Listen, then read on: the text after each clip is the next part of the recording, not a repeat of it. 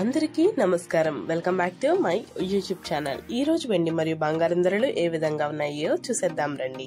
వెండి మరియు బంగారం ధరలు అయితే కొంచెం తగ్గాయండి. మరి ఎంత తగ్గాయో తెలుసుకోవాలనుకుంటే ఈ వీడియో పూర్తిగా చూసేయండి. మీకు ఇలాగే daily gold and silver price updates కావాలనుకుంటున్నారా?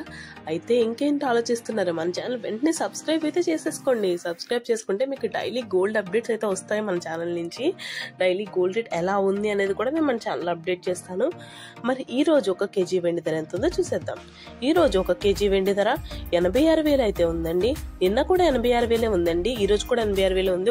గత 3 రోజుల నుంచి వెండి రేట్ అయితే 86,000 మీద వెళ్తుందండి.